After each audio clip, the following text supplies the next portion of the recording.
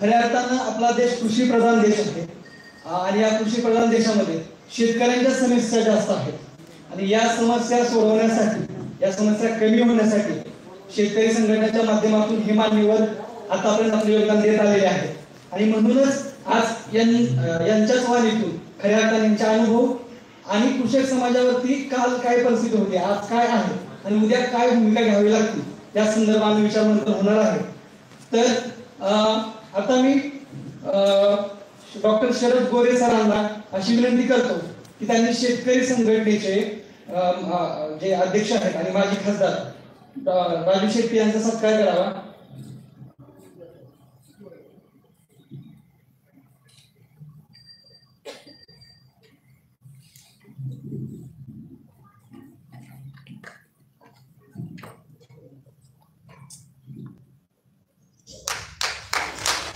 धन्यवाद सर. हे दुसरे प्रमुख जे वक्ते आहेत या कार्यक्रमासाठी आज उपस्थित आहेत माननीय विठ्ठल राजे पवार, शरद जोशी शेतकरी संघटनेचे राष्ट्रीय अध्यक्ष आहेत, तर डॉक्टर नितीन नाळे सर. डॉक्टर नितीन नाळे सर यांना मी अशी विनंती करतो की त्यांनी विचारमंचावर यावं आणि विठ्ठल राजे पवार सरांचा यथोचित सन्मान करावा.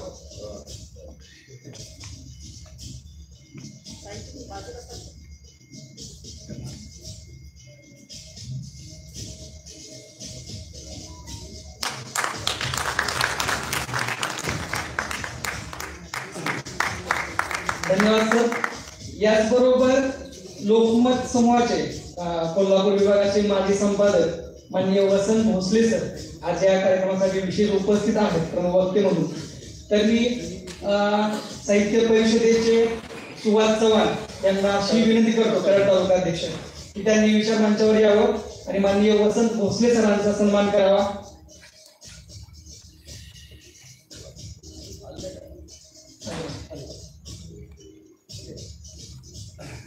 त्याचबरोबर आज या परिसंवादासाठी विशेष म्हणजे प्रमुख विकास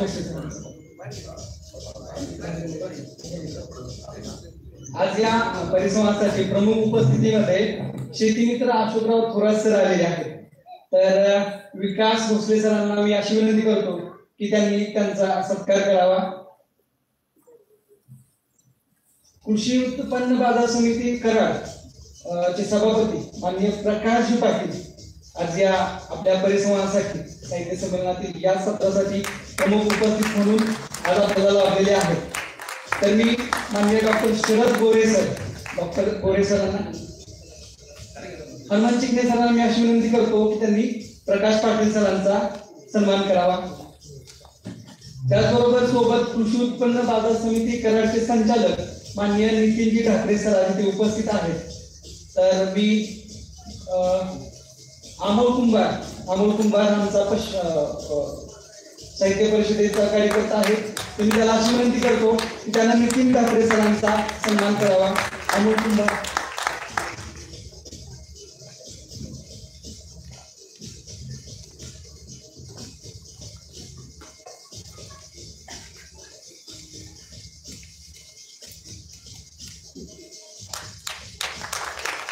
धन्यवाद सर, धन्यवाद अमोल.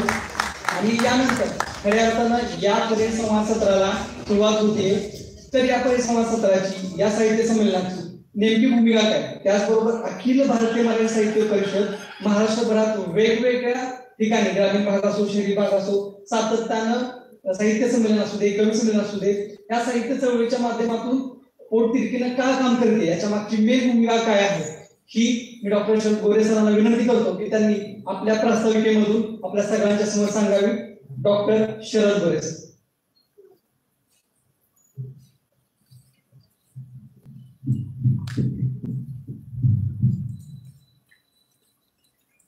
कृषक समाज काल, आज आणि उद्या या अतिशय महत्वाच्या परिसंवादासाठी देशातल्या शेतकऱ्याचा आवाज ज्यांना म्हणून ओळखलं जातं ते स्वाभिमानी शेतकरी संघटनेचे सन्मान्य अध्यक्ष राजूजी शेट्टी, तसेच शरद जोशी विचार मंच शेतकरी संघटनेचे अध्यक्ष विठ्ठलराजे पवार आणि त्यानंतर विचार मंचावरती स्थानापन्न झालेले सर्वच मान्यवर, त्यामध्ये नितीन जे आहेत, सभापती महोदय आहेत, भाऊसाहेब आहेत आणि आमच्या साहित्य परिषदेचे विकास भोसले आणि सर्व सहकारी. त्यांनी सांगितलं मी काही साहित्य संमेलनाचं किंवा परिषदेचं प्रास्ताविक करणार नाही. वक्त्यामध्ये आणि व्याख्यानामध्ये शेट्टी साहेब फार मूलभूत फरक असतो. वक्ते भरकटतात, विषय एक असतो, दुसरंच बोलत असतं. त्यामुळे हा परिसंवाद हा माझ्याही जिव्हाळ्याचा विषय आहे. मी शेतकऱ्याचा मुलगा आहे आणि शेतकऱ्याची जी साधारणतः साहित्याच्या अनुषंगाने थोडंसं मी बोलणार आहे, मला बोलावं असं वाटलं. त्या योग्यतेची माणसं विचारपीठावरती आहे म्हणून थोडासा फक्त मागोवा मी इतिहासाच्या अनुषंगाने, साहित्याच्या अनुषंगाने खास करून मी बोलणार आहे. मी कालच माझ्या प्रास्ताविकेच्या भाषणामध्ये सांगितलं होतं, हा कृषक समाज जो आहे हा भाषेचा जनक आहे. या कृषक समाजाने या भाषेची निर्मिती केलेली आहे. या देशाची संस्कृती जी आहे, या संस्कृतीचे जनक शेतकरी आहे. आणि हे शेतकरी जे आहेत सांस्कृतिक क्षेत्रामध्ये ज्या पद्धतीने ठेवलेली जी शपथ आहे ती शपथ शेतकऱ्यांपर्यंत पूर्ण करायची. आम्ही गेल्या 8 दिवसांपासून राज्यातल्या काही चांगल्या लोकांच्या माध्यमातून शेतकरी कर्जमुक्ती अभियान सुरुवात केलेली आहे. आपण सर्व त्या घटनेमध्ये सहभागी व्हा, त्या ह्याच्यामध्ये आंदोलनात सहभागी व्हा. घरात बसून तुम्हाला हे करता येईल. आम्ही कोर्टामध्ये एक याचिका दाखल करायचा निर्णय घेतलेला आहे की शेतकऱ्यांच्यासाठी जे काही करता येईल त्यासाठी आंदोलन आणि साहित्यिकांनी देखील आम्हाला सातत्याने मदत करावी. आज या ठिकाणी बोलवलं, आमचा सन्मान केला आणि आम्हाला या ठिकाणी बोलण्याची संधी दिली, त्याबद्दल मी साहित्य परिषदेचं आणि डॉक्टर शरद आणि त्यांच्या सर्व टीमचं, या ठिकाणी आलेले सर्व साहित्यिक यांना देखील विनंती करेल की शेतकऱ्यांवरती कविता करणाऱ्या भरपूर आहेत, तुम्ही नाही. शेतकऱ्यांवरती निबंध लिहिणारे भरपूर आहेत, तुम्ही नाही. ते पैसे कमवतात, परंतु त्या ठिकाणी शेतकऱ्यांच्या शेतमालामध्ये एआय सारखं तंत्रज्ञान सांगताना त्याचा भाव सांगत नाही. त्यांना तुम्ही तुमच्या कवितेमधून त्यांची जरा माती नीट करा, एवढंच या ठिकाणी सांगतो. आणि तुम्ही या ठिकाणी बोलण्याची संधी दिली. मी शरद जोशी चेअरमन शेतकरी संघटनेच्या वतीने तुमच्या सर्वांचा मनपूर्वक आभारी आहे. तुमच्या सर्वांना धन्यवाद. जय किसान, जय शरद. धन्यवाद सर.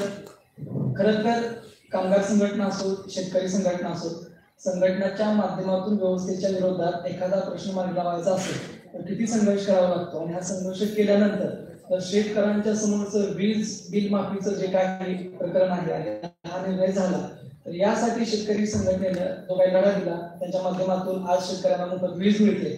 याबद्दल शेतकरी संघटनेचं आम्ही साहित्य परिषदेच्या वतीनं खरं तर आभार मानतो. सगळ्या शेतकऱ्यांच्या आमच्या साहित्यिकांच्या वतीनं आभार मानतो. आणि तुमचं कार्य असंच पुढे राहू. शेतकऱ्यांच्या बेसिक मूळ प्रश्नावर आम्ही तुमच्यासोबत आहोत, तर आपण कार्य करत राहा. आता मी मुख्य या परिसंवादाच्या मुख्य भाषणाकडे येतो. आज शेतकरी स्वाभिमानी संघटनेचे अध्यक्ष आणि शेतकरी स्वाभिमानी पक्षाचे माजी खासदार जे सत्तेमध्येही होते आणि सत्तेच्या विरोधातही होते, त्यांनी आयुष्यभर व्यवस्थित संघर्ष केला. ऊस उत्पादन असो किंवा साखर असो किंवा एकंदरीत शेतकऱ्यांच्या मागण्या कशा पद्धतीनं मार्गी लावता येतील या संदर्भात आयुष्यभर लढा दिला. तसे माननीय राजू शेट्टी आज आपल्यामध्ये उपलब्ध आहेत आणि या परिसंवादाचे मुख्य अध्यक्ष म्हणून आज सर आम्हाला ऐकायचंय. पण तत्पूर्वी बऱ्याच वेळेला असं होतंय की आज आम्ही बघतोय की नवनवीन तंत्रज्ञान येत आहे. आर्टिफिशियल इंटेलिजन्सचा आता सरांनी मुद्दा मांडला, एआय हे आलं. अजित दादांनी सुद्धा सांगितलं की आम्ही हे अधिवेशनामध्ये हा मुद्दा मांडलाय. एआय आपल्याला शेतकऱ्यांसाठी वापरावं लागेल. शरद पवारांनी सुद्धा एआयचे प्रयोग आम्ही ऊसासाठी करतो, उत्पन्न वाढेल वगैरे सांगितलं. बेसिक मुद्दा असा आहे की आता अल्पभूधारक जे शेतकरी आहेत की ज्यांना 1 एकर 1.5 एकर अशी जमीन आहे, तर त्यांच्यासाठी हे परवडण्याजोगं असेल का? आज जर मासिक उत्पन्न शेतकऱ्यांचं जर बघितलं तर किमान 3 ते 4 हजार आहे. शेतकऱ्यांच्या मुलांच्या लग्नाच्या अडचणी आहेत, शेतकऱ्यांच्या मुलांच्या शिक्षणाच्या अडचणी आहेत, महिलांच्या अडचणी आहेत. शेतकऱ्याला केंद्रस्थानी ठेवल्यानंतर आज बऱ्याच समस्या ह्या व्यवस्थेच्या शेतकऱ्यांच्याच भोवतीने फिरताना दिसतात. अशा वेळेला शेतकरी संघटना सुद्धा आपल्या महाराष्ट्रामध्ये भरपूर वाढल्या. शेतकरी संघटना वाढत असताना शेतकऱ्यांचे प्रश्न पण वाढत गेलेले आहेत. तर हा कुठेतरी विरोधात भास पण दिसतोय. मग शेतकरी संघटनेच्या मूलभूत भूमिका काय आहे, त्यांनी एवढा संघर्ष देऊन सुद्धा ही व्यवस्था जुमानत नाहीये का? असे बरेच प्रश्न आमच्या साहित्यिकांना पडलेले असतात आणि म्हणूनच आज या विचारांच्यावरती तुम्ही आम्हाला काय मार्गदर्शन करा किंवा याच्यातून ठोस काही करता येऊ शकतं का, म्हणून हा खरं तर शब्दांच्या माध्यमातून कृषक समाज काल आज आणि उद्या नेमके उमेद काय असेल, तुम्ही तुमचे अनुभव आणि काय विचार आम्हाला सांगू शकता याबद्दल तुम्ही मार्गदर्शन करा. मी आपल्याला या विषयावर आमंत्रित करतो की तुम्ही आम्हाला या विषयावरती मार्गदर्शन करा.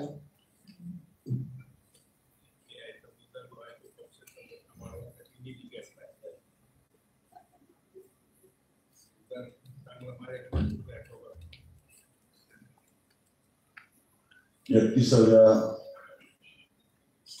नवोदित साहित्य संमेलनातील दुसऱ्या दिवसातल्या कृषक समाज काल आज आणि उद्या त्या परिसंवादाच्या निमित्तानं मंचावर उपस्थित असणारे डॉक्टर शरद गोरे, त्याचबरोबर माझ्या आधी ज्याने आपल्याला मार्गदर्शन केलं ते शरद जोशी विचार मंचचे विठ्ठल पवार, आमचे सहकारी देवानंद पाटील, त्याचबरोबर मंचावरील सर्वच मान्यवर आणि उपस्थित सर्व बंधू भगिनी, या परिसंवादामध्ये अध्यक्ष म्हणून मला संयोजकांनी बोलवलं त्याबद्दल मनापासून मी धन्यवाद देतो. कारण तसं डॉक्टर साहेब तुम्ही म्हटलं तसं मराठी साहित्यामध्ये आम्ही शेतकरी कायम उपेक्षितच आहे, आम्हाला कोणी गृहीत धरत नाही. मुळामध्ये आम्ही माणूस आहोत का नाही हाही संशय कधी कधी आम्हाला येतो. म्हणजे माणूस म्हणून सुद्धा आम्हाला तशी वागणूक मिळत नाही, किंवा आमच्याकडे माणूस म्हणून सुद्धा बघितलं शेतकरी मग काय ते तसंच मानणार. एखाद्या शेतकऱ्याची आत्महत्येची बातमी आली वाचायची सोडून द्यायचं, कुणाच्या संवेदना जाग्या कधी होताना दिसत नाही किंवा त्याच्यावर काहीतरी प्रतिक्रिया. आता अगदी प्रसारमाध्यम सुद्धा एक दोन ओळीतच आम्हाला गुंडाळून टाकतात. ते आमका मेला एखाद्या वेळेस रस्त्यावर अपघाताची बातमी 4-5 कॉलममध्ये येईल, परंतु तिची बातमी एक दोन ओळीतच येते. म्हणजे समाजाप्रती शेतकऱ्याचं स्थान हे आहे. अशा वर्षानुवर्षे आमच्यावर हा अन्याय होत आलेलाच आहे. मुळामध्ये ही संस्कृती आज जी काही प्रगल्भ आहे का कशी आहे मला माहित नाही, कारण मी काही साहित्यिक नाही आहे.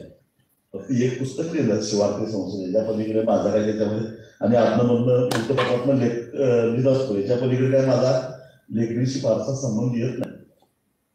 पण त्या संस्कृतीचा उदयच आमच्यापासून झाला. तर माणूस जंगलात राहत होता, डोंगरात राहत होता, गुहेत राहत होता, आणि ज्यावेळी तो गुहेत राहत होता त्यावेळी आपल्या कवितेचं रक्षण करणं आणि आपल्या कवितेचं पोट भरणं एवढंच त्याचं काम होतं. दुसरं त्याला विचार करण्याचं त्याला उसंतच नव्हती. अशा काळामध्ये त्याला विचार करायला उसंत मिळाली की त्या गुहेत राहणाऱ्या बायकांनी शेतीचा शोध लावला म्हणून पोटासाठीची भटकंती थांबली आणि आपल्याला पाहिजे असणाऱ्या वनस्पती आपण जंगल साफसफाई करून त्या ठिकाणी लावू शकतो, त्याची लागवड घेऊ शकतो, त्यातून उत्पादन मिळू शकतं. आणि मग त्यामुळे पोटासाठीची भटकंती थांबते. आणि मग ज्यावेळी पोटासाठीची भटकंती थांबली त्यावेळी माणूस विचार करायला लागला आणि मग त्याला चक्राचा शोध लावला, अग्नीचा शोध लावला आणि मग हळूहळू मानवी संस्कृती म्हणजे त्याच्यामध्ये विकसित होत गेली. आधी त्या काळामध्ये माणसाकडे असणारा गोधन किंवा पशुधन आणि त्याच्याकडे असणारं अन्नदान हेच संपत्ती म्हणून मोजलं जायचं. आणि म्हणून त्यातूनच शेतकऱ्यांचे कडचं असणारं अन्नधान्याने पशुधन लुटण्याची प्रवृत्ती किंवा लुटारू तयार झाले आणि त्या लुटारूंच्या पासून आपलं संरक्षण व्हावं म्हणून कमीत कमी त्रास देणारा लुटारू शोधायचा आणि त्याला वर्षाला काहीतरी द्यायचं आणि त्याबद्दल इतर लुटारूंच्या पासून संरक्षण करा असं त्याला सांगायचं. ही म्हणजे जगातली पहिली कर पद्धती आहे, लक्षात ठेवा. अशा पद्धतीने कराचा जन्म झाला आणि मग ते कमी लुटणारे लोक जास्त नुकसानीच्यापासून आमचं प्राण्यांचं, आमच्या पशुधनाचं, आमच्या स्त्रियांचं, आमच्या सगळ्या अन्नधान्याचं रक्षण करायला, आमच्या शिवाराचं रक्षण करायला लागलं. म्हणजे लुटीची सुरुवात ही त्यावेळेपासूनची आहे, ही काय आतापासूनची नाही. जी काही युद्ध झाली ती शेतकऱ्यांवर कुणी लोटायचं यासाठी युद्ध झाली आणि त्यातूनच आतापर्यंत आपण येऊन पोहोचलेलो आहोत. आणि एवढा प्रदीर्घ काळ लुटीचा असताना त्या कालावधीतनं आम्ही इथपर्यंत आलो. तरी सुद्धा डॉक्टर साहेब तुम्ही म्हणाला तसं या देशामध्ये प्रचंड अशी श्रीमंती होती. कुठंपर्यंत? जोपर्यंत शेतकऱ्याला सन्मान होता तोपर्यंत. जोपर्यंत शेतकऱ्याकडे असणारं पशुधन, शेतकऱ्याकडे असणारं धान्य याला संपत्ती म्हणून मोजलं जात होतं तोपर्यंत या देशामध्ये प्रचंड अशी संपत्ती होती. परंतु त्यानंतर मात्र त्या संपत्तीच्या मोजण्याच्या हे गुणक बदलत गेले आणि शेतकरी हळूहळू बाजूला पडायला लागले. कधी काही कृषी शेती प्रधान असणारा आपला देश आज केवळ 57% लोक शेती व्यवसायावर अवलंबून आहेत. आपल्या देशामध्ये 43% त्यांचा शेतीशी काही संबंध नाही आहे. पण संख्या मात्र 80 कोटीच्या घरात, 150 कोटीपैकी 80 कोटी हे त्याच्यामध्ये अवलंबून आहे, त्या शेतीवर अवलंबून आहे. अशी सगळी परिस्थिती आहे आणि शेतीची हळूहळू दुरास्ता होत चालली.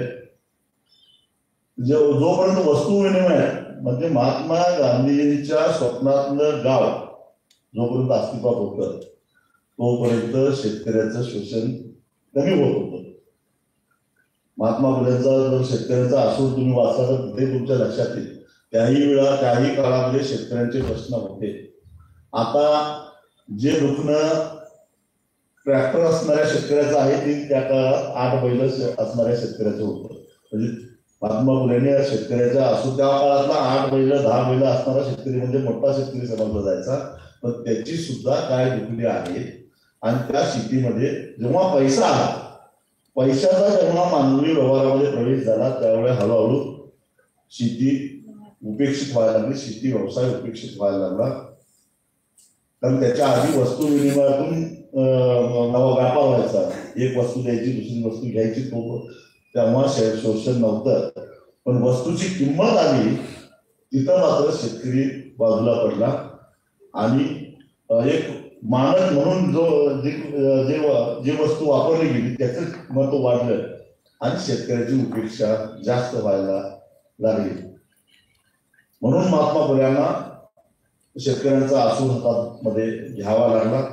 स्वयंपूर्ण असणारी जी गावं होती त्या गावाची रचना इंग्रज आल्यापासून हळूहळू तुटायला लागली आणि ती जशी मोडून पडायला लागली तसं तसं पुन्हा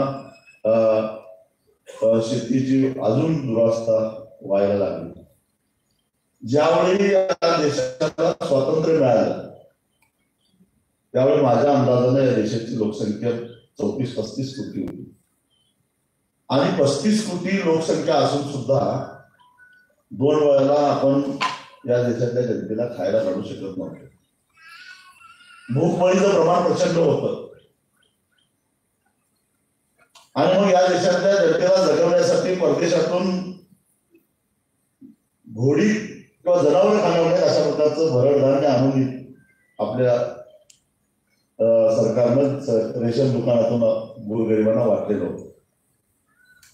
आणि त्यामुळे मग लालबहादूर शास्त्रींना हरित क्रांतीची वाट पकडावी लागली आणि अमेरिकेमध्ये नोकरी करणाऱ्या स्वामीनाथांना त्यांनी विनंती केली की आपल्या देशाला अन्नधान्याच्या बाबतीत स्वयंपूर्ण करायचं आहे आणि तुम्ही आता भारतामध्ये या. श्री सुब्रमण्यम अण्णासाहेब शिंदे कृषी राज्यमंत्री त्यावेळी होते, महाराष्ट्राचेच होते. श्री सुब्रमण्यम हे कृषी मंत्री होते आणि स्वामीनाथन या त्रिकुटानं या देशामध्ये हरित क्रांती यशस्वी केली. थोडक्यात थोडंफार तंत्रज्ञान आणायचा प्रयत्न केला. रासायनिक खतं खतं वापरून उत्पादन वाढवण्याचा प्रयत्न केला, जास्त उत्पादन देणाऱ्या हायब्रिड व्हरायट्या आणल्या, जेणेकरून त्यावेळी त्यांच्या डोळ्यासमोर एकच उद्दिष्ट होतं, ते म्हणजे प्रत्येक माणसाला 2 वेळाला खायला मिळेल इतकं उत्पादन आपल्या देशामध्ये झालं पाहिजे. हे उद्दिष्ट जवळपास त्यांनी साध्य केलं. आता आपण निर्यात करतो, आता आपण गहू निर्यात करतो, आता आपण तांदूळ निर्यात करतो, आता आपण साखर निर्यात करतो. आता आपल्या समोर प्रश्न टंचाईचा नाही, तर उत्पादित झालेल्या मालाचं करायचं काय हा प्रश्न आहे. म्हणजे एक काळ असा होता की सगळ्या असलेल्या जनतेची पोट भरता येईल एवढा प्रकारचं अन्नधान्य आपण तयार करू शकत नव्हतो. आणि आज आपल्या समोर प्रश्न असा आहे की इथल्या शेतकऱ्यांनी, ज्यांची संख्या जवळपास 75% त्या काळामध्ये शेतकरी होते, 25% बिगर शेतकरी होते, ती संख्या घटत घटत घटत 57-58% येऊन सुद्धा त्यांनी उत्पादित केलेल्या मालाचं करायचं काय हा प्रश्न होता. एक काळ असा होता की माणूस आजारी पडला किंवा घरात पाहुणे आले तरी घरात फळं यायची. फळं आपण काही दररोज खात नव्हतो, ते श्रीमंतीचं लक्षण समजलं जायचं. आज कुठल्याही घरात गेल्यानं तुम्हाला सगळी फळं चांगली मुबलक प्रमाणामध्ये दिसतात. सणासुदीलाच आपण तांदूळ खात होतो, भात खात होतो. आज डॉक्टर सांगतात भात खाऊ नका, शुगर कंट्रोल करायची असेल तर भात खाऊ नका. मला मध्यंतरी राजेंद्र पवार मला म्हणाले, मी त्यांच्या कृषी विज्ञान केंद्राला भेट दिली त्यावेळेस सांगत होते, त्यांनी बरंचसं काय काय संशोधन केलं. मला वाटतं की पूर्वीच्या काळी जे गरीब माणूस खात होता ते आता श्रीमंत माणूस खातो, आणि पूर्वीच्या काळी जे श्रीमंत माणूस खात होता ते आता गरीब माणूस खायला लागलेला आहे. अशी स्थिती. म्हणजे याचा अर्थ काय? याचा अर्थ असा घ्यायचा की पूर्वी भूक भागवणं हाच आपल्यासमोर पर्याय होता. भुकेसाठी, पोटातलं भुकेची आग शांत करण्यासाठी, क्षुधा शांती म्हणून आपण खात होतो, अन्न खात होतो. आता आपण जिभेसाठी खातो, आरोग्यासाठी खातो, हा खातो. पण एवढी समृद्धी आपल्याला ज्या शेतकऱ्यांना दिली, त्या शेतकऱ्याची अवस्था काय आहे ती अतिशय वाईट. आणि याच्याबद्दल अंतर्मुख होऊन सगळ्यांनी विचार केला पाहिजे असं मला वाटतं. साहित्यिकांचं जरा बिलकुल आमच्याकडे लक्ष नाही. आता अलीकडे काही वनकोर साहित्यिक काही तर आमच्याबद्दल लिहायला लागलेले आहेत, पण साहित्यिकांनी आमचं चित्रण कसं रंगवलं माहितीये काय? गरीब बिचारा शेतमजूर महिलेवर बलात्कार करणारा, जीप गाडी उडवणारा, बुलेटवरना फिरणारा असा शेतकरी म्हणून आमचं चित्र रंगवलं गेलं, किंवा तमाशात फेटा उडवणारा. प्रत्यक्षात आम्ही तमाशातल्या राजासारखेच होतो, पण आमचं चित्रण मात्र अशा पद्धतीनं एक शोषण करणारा, गरिबांचं शोषण करणारा अशा पद्धतीचं शेतकऱ्याचं चित्रण मराठी साहित्यामध्ये रंगवलं गेलं. खरोखरच जरा हा शोषण करता असा शेतकरी, तर आता नुकतंच लोकसभेमध्ये देशाच्या कृषी मंत्र्यांनी, महाराष्ट्राच्या बाबतीत मी तुम्हाला सांगतो, असं सांगितलं की महाराष्ट्रातल्या शेतकऱ्यांचं उत्पन्न हे महाराष्ट्रातल्या शेतमजुरांच्या पेक्षा आहे. हे सरकारचं अधिकृत उत्तर आहे, सरकारची अधिकृत माहिती आहे. मी शेतमजुराची तुलना यासाठी केली की आपल्या समाजाचा सगळ्यात गरीब घटक जो भूमिहीन आहे, कष्टकरी आहे, अकुशल कामगार आहे, आणि शेतीत सगळ्यात कमी मजुरी मिळते, म्हणून मी शेतमजुराची तुलना केली. पण त्या शेतमजुराचं उत्पन्न सुद्धा महाराष्ट्रातल्या शेतकऱ्यापेक्षा जास्त आहे असं सरकार सांगतं, आणि अधिकृतपणे लोकसभेमध्ये सांगितले नाही. एका दाण्याचे 1000 दाणे करणाऱ्या शेतकऱ्यावर अशी अवस्था का आली, ही वेळ त्याच्यावर का आली, त्याचा अंतर्मुख होऊन आपण सगळ्यांनी विचार केला पाहिजे. विशेषतः जे साहित्यिक आहेत त्यांना तर एक सातवं काय आठवं इंद्रिय असतं असं म्हणतात, म्हणून त्यांनी तर जास्त विचार केला पाहिजे आणि त्यांनी त्याचा शोध घेतला पाहिजे आणि आपल्या साहित्य कृतीतून ते समाजासमोर हे बटबटीत सत्य मांडलं पाहिजे असं माझं मत. हे असं का होतं, असं कशासाठी, कुणामुळे झालं? साहित्यिकांनी कृषी क्षेत्राकडे बघण्याचा दृष्टिकोन सुद्धा बदलला पाहिजे. आता ते पुरपुर वाजणारी मोठेचा आवाज जे विसरता ते परवडत नाही मला. बैल सुद्धा परवडत नाही आता शेतकऱ्याला.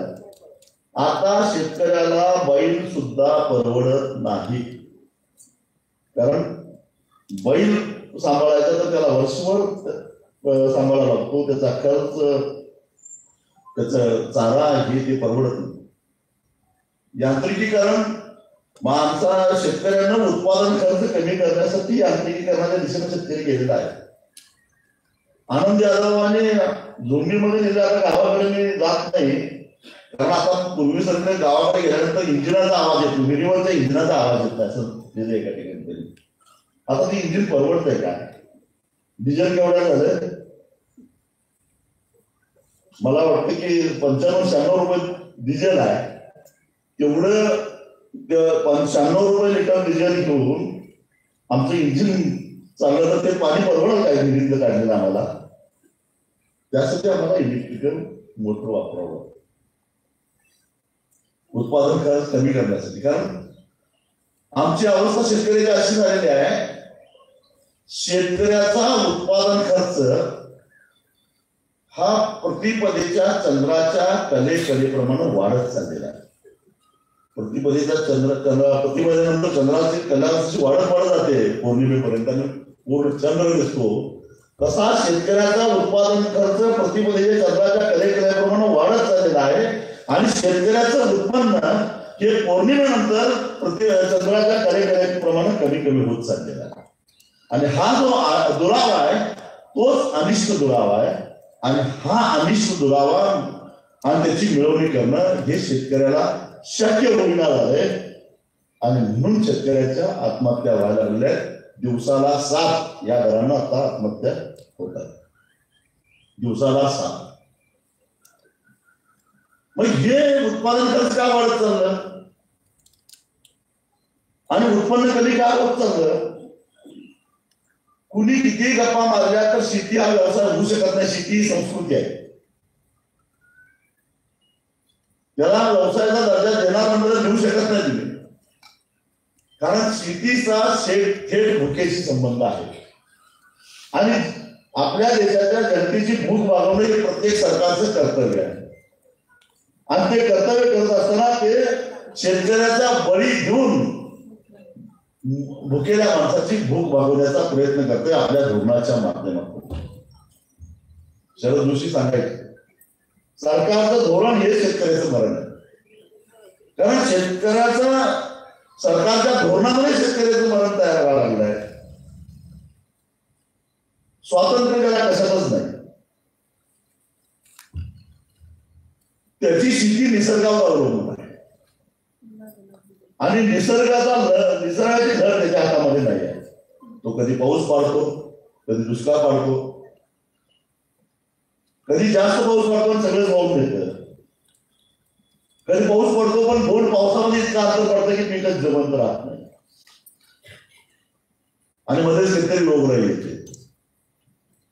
म्हणजे आसमानी संकटाशी तोंड देत त्याला शेती करावी लागते आणि त्या संकटातून तो बाहेर पडला तर मग सुलतानी संकट येतं. ते म्हणजे सरकारचं धोरण, ते त्याच्या हातामध्ये नाही. उद्या सरकारचं धोरण काय असणार आहे हे आज शेतकऱ्याला माहिती नाही. आणि मग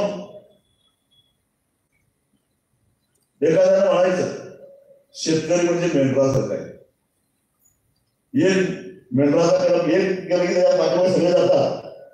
तसं एका शेतकऱ्याला एक बातमी येते, एका शेतकऱ्याला 20 गुंठ्यामध्ये दोडक्यामध्ये 3.5 लाख रुपये मिळाले. मग सगळ्यांनी दोडका लावला आणि मग सगळ्यांचं स्वतः होत 1.5 लाख नाही 15,000 सुद्धा मिळत.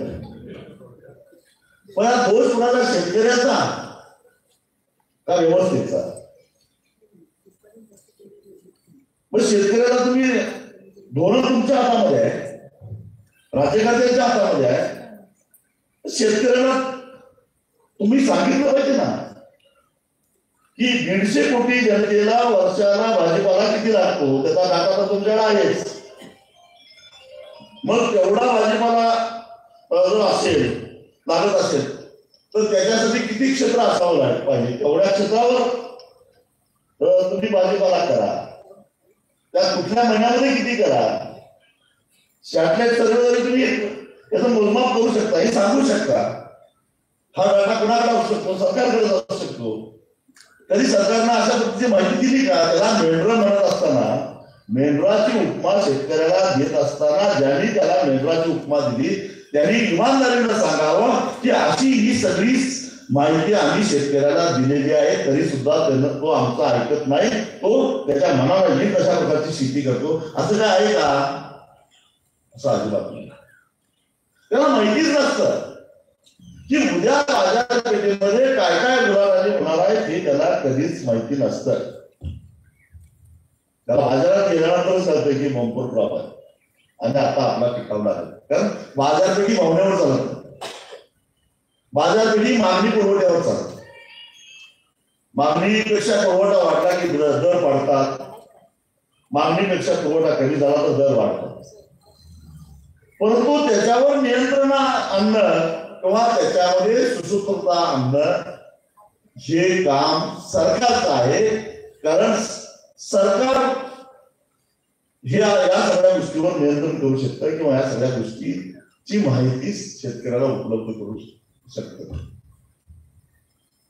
कांद्याचं उदाहरण सगळ्यात चांगला. कांदा कधी 1.5 रुपये किलो होतो, कधी 30 रुपये किलो. आता कांदा 2.5-3 जिल्ह्यातच विकतो. ते तर सगळ्यात सोपं नियोजन करायचं. बरं काही नाही, 4-5 महिने तरी साठवून ठेवता येतो. मी नाही असं म्हणत नाही की 10 वर्ष 2 वर्ष, पण 4-5 महिने तरी आपण साठवून ठेवू शकतो. पण कांदा असं पीक आहे की 3 महिन्यामध्ये ते काढू शकतात. म्हणजे ज्यावेळी कांदा कमी पडणार असं तुम्हाला वाटतं त्यावेळी कुठल्याही महिन्यामध्ये तुम्ही कांद्याचं उत्पादन घेऊ शकता. याच्यासाठी जे नियोजन पाहिजे, याच्यासाठी जी सुसूत्रता पाहिजे, ते धोरण तुमच्याकडे नसल्यामुळं मग कांद्याचे भाव वाढले तर 2-4 चॅनेलवर बातम्या आल्या, ग्राहकाच्या डोळ्यात पाणी आलं की सरकारच्या डोळ्यात पाणी येत नाही. मग कांद्याचं जे काय वाटोळ होतं, मी इराणचा कांदा भारतात येतो आणि इथला कांदा पुजायला. आणि ही जी काही धोरणाची सुसूत्रता पाहिजे ती सुसूत्रता नाही. पण काही जण म्हणते की तुम्ही सरकारला अवलंबून का राहता? याचं कारण तुम्हाला सांगतो. आम्ही उत्पादित करणारा बहुतेक सगळा शेतीमाल, आम्ही उत्पादित करत असलेला बहुतेक सगळा शेतीमाल तंबाखू सोडून हा जीवनावश्यक वस्तूंच्या लिस्टमध्ये येतो. जीवनावश्यक वस्तूच्या यादीमध्ये त्याचा सरकारनं समावेश केलेला आहे. आणि या जीवनावश्यक वस्तूच्या किमतीवर नियंत्रण करण्याचा अधिकार सरकारला आहे. कारण 1955 साली सरकारनं पार्लमेंटमध्ये तसा कायदा करून ठेवलेला आहे. सर्वसामान्य जनतेला त्याला परवडेल या दरामध्ये त्याला शेतीमाल मिळाला पाहिजे. म्हणून वेळ प्रसंगी शेतीमालाच्या किमतीवर नियंत्रण ठेवण्याचा अधिकार सरकारनं 1955च्या जीवनावश्यक वस्तू अधिनियम कायद्यातून स्वतःकडे घेतलेला. आणि त्या अधिकाराचा वापर करून सरकार मग कधी शेतीमालाच्या व्यापारावर बंधन घालतं, शेतीमालाच्या प्रक्रियेवर बंधन करतं, कधी बाहेरच्या देशातून जास्त दरामध्ये शेतीमाल खरेदी करून बाजारामध्ये करून डंप करून शेतीमालाच्या किमती नियंत्रित करतं. कारण तो अधिकार त्याला सरकारला 1955च्या कायद्याने. पण डॉक्टर बाबासाहेब आंबेडकरांनी या देशाला जे संविधान दिलेलं आहे ते संविधान एकतर्फी कोणाला अधिकार देत नाही. ज्यावेळी अधिकार देतात त्यावेळी जबाबदारी सुद्धा निश्चित करतं. जेव्हा सरकारला शेतीमालाच्या किमती नियंत्रित करण्याचा अधिकार दिला गेला कायद्यानं, त्याचवेळी कायद्यानं सरकारची जबाबदारी सुद्धा निश्चित केली गेली आणि ती जबाबदारी म्हणजे शेतीमालाच्या किमती सरकारनं जरूर नियंत्रित कराव्या. पण जो त्या शेतीमालाचं उत्पादन करतो त्याचा उत्पादन खर्च भरून निघेल एवढ्या किमतीची हमी सरकारने घेतली पाहिजे, ही ती सरकारची जबाबदारी. बऱ्याच लोकांचं म्हणणं आहे की शेतकरी सरकारकडनं का मागतो, कधी व्यापाऱ्याने सरकारकडे काय मागितलं का, कधी बाकी कुणी सरकारकडे का मागितलं का. मग वारंवार शेतकरी सरकारकडे का मागतो, कारण सरकारनं आम्ही उत्पादित केलेल्या सगळ्या वस्तूच्या किमतीवर नियंत्रण ठेवायचा अधिकार स्वतःकडे घेतलेला आहे. म्हणून शेतकरी सरकारनं आपली जबाबदारी पार पाडावी यासाठी मागणी करतो. सर शेतकरी काय भिकारी नाही, शेतकरी काय भीक मागत नाही. एका दाण्याच्या 1000 दाणे करणाऱ्याला भीक मागायची गरजच काय. परंतु त्याला व्यवसाय स्वातंत्र्य नाही, त्याला व्यापार स्वातंत्र्य नाही, त्याला तंत्रज्ञानाचं स्वातंत्र्य सुद्धा नाही. म्हणून शेतकऱ्याला सरकारकडून अपेक्षा करावी लागते. तुम्ही मला तंत्रज्ञान तर ग्लोबल आहे, त्याला स्वातंत्र्य कशाला लागतं, तर सुद्धा स्वातंत्र्य नाही. आज जगभरातला शेतकरी वेगवेगळं तंत्रज्ञान वापरतोय शेतीमध्ये, विशेषतः उत्पादनाच्या बाबतीत बीटी टेक्नॉलॉजी, बायोटेक्नॉलॉजी, त्याचा वापर करण्याचा अधिकार जगभरातल्या शेतकऱ्याला आहे. आपल्याला त्याच्यावर संशोधन करण्याचा सुद्धा अधिकार आहे. संशोधन करणं सुद्धा आता बंद केलं. आणि मग उत्पादन वाढल्याशिवाय उत्पादन खर्च कमी होत नाही, आणि उत्पादन खर्च कमी झाल्याशिवाय मग जगातल्या शेतकऱ्यांच्यावर स्पर्धा कशी करणार आपला शेतकरी. मग त्यासाठी असं कारण दिलं गेलं की या देशातली जैवविविधता नष्ट होईल म्हणून आम्ही बायोटेक्नॉलॉजी इथं वापरायचं नाही, बियाण्याच्या बाबतीत असं सरकारचं म्हणणं आहे. आता इथं सुद्धा सरकार किती दुटप्पीपणानं वागते बघा. एका बाजूला असं म्हणायचं म्हणजे बीटी वांगा आणायचा प्रयत्न केला, हाणून पाडला गेला. सोयाबीन मध्ये ते आणायचा प्रयत्न केला, तो प्रयत्न हाणून गेला. मक्यामध्ये आणायचा प्रयत्न केला गेला, तो प्रयत्न हाणून पाडला. फक्त कापसामध्ये आला पण तेही अगदी 20-25 वर्षापूर्वीचं तंत्रज्ञान आहे. आत्ताचं हल्लीचं तंत्रज्ञान आम्हाला आणूनच दिलं जातं. मला मान्य आहे ही एक बाजू असू शकते, जैवविविधता नष्ट होऊ नये म्हणून काही धोरणं राबवले पाहिजे, हे मला मान्य आहे. परंतु मग तुम्ही तुमच्या देशाच्या सीमा इतक्या मजबूत केल्या पाहिजे की बाहेरच्या अशा प्रकारचं उत्पादन सुद्धा देशामध्ये येता कामा नये, याची दक्षता घेतली पाहिजे. हे होताना दिसत नाही. आज कॅनडा, अमेरिका, जगभरामध्ये जिथं व्यावसायिक पद्धतीनं व्यावसायिक उत्पादनासाठी म्हणून मक्याचं उत्पादन घेतलं जातं, ते सगळे बायोटेक्नॉलॉजीच्या बियाण्यापासून तयार झालेलं मक्याचं उत्पादन आहे. आणि ते सगळे मक्याचे पदार्थ आपल्या देशामध्ये आयात होतात. मग मानवी आरोग्याचा प्रश्न तुम्हाला भेडसावत नाही, म्हणजे त्यांनी उत्पादित केलेलं आपल्या आरोग्याला घातक नाही. पण आम्ही आमच्या देशामध्ये संशोधन करून आमच्या शेतकऱ्यांना ते तंत्रज्ञान वापरलं, मात्र त्याचं अजून मानवी आरोग्यावर काय दुष्परिणाम होत आहेत त्याचा आम्हाला अभ्यास करायचा आहे. जसं मी मक्याचं उदाहरण दिलं तसंच बीटी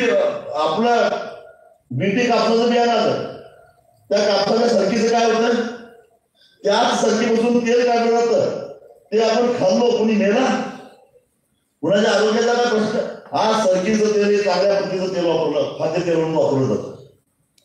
कुणाला काय झालं का, आज देशामध्ये सगळं सरकी तेल हे बीटी बियाण्यापासूनच तयार झालेलं तेल आहे. काय आरोग्याचे प्रश्न निर्माण झाले का. मग तेच जर का सोयाबीनला सुद्धा अशा प्रकारचं तंत्रज्ञान वापरायला जर परवानगी दिली असती, जगभरातला शेतकरी एका एकरामध्ये 30-35 क्विंटल या तंत्रज्ञानाच्या माध्यमातून सोयाबीनचं उत्पादन घेत असेल तर मग 5 आणि 6 क्विंटल उत्पादन घेणारा आमचा शेतकरी त्याच्याबरोबर स्पर्धा कशी करणार, कशी त्याची तुलना व्हायची, कसा त्याचा उत्पादन खर्च कमी व्हायचा. आणि मग हे तंत्रज्ञानाचं स्वातंत्र्य शेतकऱ्याला कधीच दिलं गेलं नाही. मी खासदार असताना त्यावेळेचे विज्ञान तंत्रज्ञान मंत्री पर्यावरण मंत्री जयराम रमेश होते आणि त्यांनी बीटी वांग्याच्या संशोधनावर बंदी घालण्याचा निर्णय घेतला. मी त्यावेळी त्यांना जोरदार विरोध केला होता. मी म्हटलं मी स्वतः शेतकरी आहे, मी कितीतरी वेळा वांग्याची माझ्या शेतामध्ये किती वेळा वांग्याचं पीक घेतलेलं आहे. सगळ्या जगात असलं नसलं तेवढं सगळं कीटकनाशक आणून त्याच्यावर मी फवारतो त्या वांग्यावर. त्यावेळी कुठं ते हिरवगार वांग बाजारात येते. म्हणजे मी विष फवारून तुम्हाला वांग बाजारात आणून देतो ते तुम्हाला चालतं. पण वांग्यामध्ये असणारी जी अळी आहे ती अळी लगेच नाही पाहिजे. म्हणून एखादा जीन जर त्या वांग्याच्या बॅग टाकला तर आपोआपच ती मरत असेल तर त्यातून आपल्या आरोग्याला काय धोका होईल याचा तुम्ही विचार करायला लागला. आता आम्ही विषय द्यायला लागलो तुम्हाला. एवढा तरी शहाणपणा सुचला पाहिजे तुम्हाला. आज किती हलाहल विष असणारे कीटकनाशक आम्ही भाजीपाल्यावर फवारतो, वांग्यावर फवारतो, फ्लावरवर फवारतो, कोबीवर फवारतो. पण त्याच्याऐवजी या किड्यांचं नियंत्रण जर का त्याच्यामध्ये काही जीन्स सोडून आपोआप होत असेल आणि त्यांची वाढ थांबत असेल तर दोन गोष्टी होतात. एक, शेतकऱ्याचं उत्पादन वाढेल. 2, औषधावरचा शेतकऱ्याचा खर्च कमी होईल. म्हणजे शेतकऱ्याचा उत्पादन खर्च अजून कमी होईल आणि मग त्यामुळं ग्राहकांना सुद्धा चांगलं विषमुक्त मिळेल. पण ह्याचा विचारच करायला आम्ही तयार नाही. म्हणून अशा प्रकारचं तंत्रज्ञानही त्याला वापरून द्यायचं नाही. पण बीटी कॉटन भारतात आलं त्यावेळी सुद्धा मला वाटतं त्याला 25 वर्ष होती. फार मोठा वेळ चाललेला होता. आम्ही अगदी पहिल्यांदा बंदी घातली असताना सुद्धा बीटी कॉटनचं असं बेकायदेशीर तस्करीच्या मार्गाने आणलं होतं. आमचं असं म्हणणं होतं की मानवी आरोग्यावर काही परिणाम होणार नाही. काय झालं? काही झालं नाही. पण हा बाजूबोवा काय सातत्यानं आमच्या समोर उभा केला गेला. तेच आता मका आणि सोयाबीनच्या बाबतीत व्हायला लागलं. म्हणजे हे अशा प्रकारचं तंत्रज्ञानाचं स्वातंत्र्य सुद्धा शेतकऱ्याला मिळत नाही. बाजारपेठेवर शेतकऱ्याचं नियंत्रण नाही. कारण काय सरकार निर्णय घेणार आहे आम्हाला माहितीच नसतं. जर सरकार 2 वर्षापूर्वी 3 वर्षापूर्वी सोयाबीनचे भाव हे 9,000 रुपयापर्यंत गेले होते. पण काही उद्योगपतींना व्यवसाय करता यावा म्हणून मलेशियातनं जे पाम तेल आयात केलं होतं त्या पाम तेलावरचा आयात शुल्क कमी करून त्याला भरमसाठ पाम तेल आयात करायला परवानगी दिली गेली. आणि बघा म्हणजे आम्हाला इथं जैव तंत्रज्ञानाचं नाव सांगून आम्हाला ते बीटी टेक्नॉलॉजी वापरायला परवानगी नाही. पण मोठ्या प्रमाणामध्ये सोयाबीनची पेंड सुद्धा आयात करायला परवानगी दिली आणि त्याच्यावर सुद्धा काही सवलत दिल्या. का तर पोल्ट्री लॉबीचं असं म्हणणं होतं की पशुखाद्य पोल्ट्री फीड जे आहे ते आम्हाला स्वस्तात उपलब्ध होण्यासाठी आम्हाला परवानगी द्या. आता जर का बीटी टेक्नॉलॉजी वापरून सोयाबीनचं उत्पादन घेतलं तर मानवी आरोग्याला धोका आहे म्हणून तुम्ही आम्हाला उत्पादन वापरू देत नाही. पण त्याच्यापासून तयार झालेली पेंड कोंबड्याने खाल्ली आणि ती माणसाला खाल्लं तर काय होणार नाही? त्यामुळे आरोग्याला धोका नाही. पण आज गरज कोणाला जास्त आहे? गरज सोयाबीन उत्पादक शेतकऱ्याला 4 पैसे मिळण्याची गरज आहे. का जो चिकन खाणार आहे त्याला थोडस चिकन स्वस्त मिळालं पाहिजे, ही गरज आहे. तर आपल्या प्रायोरिटी काय आपली, त्यात आर्थिकदृष्ट्या सक्षम असणारा माणूस चिकन खातो आणि ज्याचं पोटच सोयाबीन अवलंबून आहे त्याला घराची गरज आहे, 4 पैशाची गरज आहे. मग समजा पोल्ट्री खाद्य थोडंसं महागलं, चिकन थोडंसं महागलं, अंडी थोडीशी महागली, काय फरक पडला असता. पण सोयाबीन शेतकरी जो आज दररोज 7 म्हणजे आठवड्याला 49 या पतीमध्ये आत्महत्या करत नाही, ते तरी वाचले असते. हे पामतेल मार्केटमध्ये आलं. बरं, ही पण गंमत बघा कशी, पाम तेलाचा एकही ब्रँड तुम्हाला बाजारात दिसत नाही आहे काय. एवढ्या मोठ्या प्रमाणामध्ये परदेशातून आपण पाम तेल आयात करतो, परंतु पाम तेलाचा एकही ब्रँड तुम्हाला बाजारात दिसणार नाही. म्हणजे ते जाते कुठं, हे पाम तेल इथल्या लोकल आपलं जे काय तेल तयार होतंय त्याच्यामध्ये ब्लेंडिंग करायला सरकारनं अधिकृतरित्या परवानगी दिलेली आहे. मी आता सुप्रीम कोर्टात जाणार आहे त्याच्यावर, या ब्लेंडिंगच्या विरोधात. कारण ग्राहकाला माहितच नाही, तुम्ही जो सूर्यफूल म्हणून घेताय कुठल्याही ब्रँडचा, किंवा सोयाबीन तेल घेता किंवा सरकी तेल घेता किंवा शेणतेल घेता, त्याच्यामध्ये किमान 40% पाम तेल असतं आणि त्याला भेसळ करायला सरकारनं अधिकृतरित्या परवानगी दिलेली आहे. माहित आहे का हे तुम्हाला, माहितच नाही कुणाला. आणि मग पाम तेल आरोग्याला चांगलं आहे असं कुठल्याही तज्ञानं सांगितलेलं मी ऐकलेलं नाही. पाम तेल मध्ये पदार्थ टिकतात जास्त, फरसाना बिरसाना जास्त गोष्टी हे मला माहिती आहे. पण ते आरोग्याला काही भुईमुगाच्या तेला एवढं किंवा सूर्यफुला एवढं चांगलं नाही आहे. पण तरी सुद्धा त्याला अधिकृतरित्या भेसळ करायला सरकारनं परवानगी दिली आहे. सगळे एकही शुद्ध तेलाचा ब्रँड तुम्हाला बाजारात दिसणार नाही. त्यामुळे 9,000चा सोयाबीन 3,500 पर्यंत खाली आला. 2006 साली म्हणजे जवळजवळ 19 वर्षापूर्वी शेतकऱ्यांना सोयाबीन 4,200 रुपये क्विंटलला विकलेलं होतं. एखादा किराणा दुकानदार किंवा सोयाबीनचा व्यापारी असेल तर त्याच्या जुन्या वया काढून त्याचा तपासून बघू शकतात. 19 वर्षापूर्वी जी किंमत होती तेवढी सुद्धा किंमत आज शेतकऱ्याला मिळायला तयार नाही. कशामुळं, त्याच्या मुठ्या नशिबामुळे नव्हे, सरकारच्या धोरणामुळे. आणि हे धोरण ठरवायचा अधिकार सरकारला कसा मिळाला, 1955च्या कायद्यामुळे. आणि हा कायदा कोणी केला, शेतकऱ्यांनीच निवडून दिलेल्या खासदारांनी लोकसभेमध्ये, किंवा त्यांनी ज्या पक्षाला मतं दिली त्या पक्षाने एक धोरण म्हणून केलं.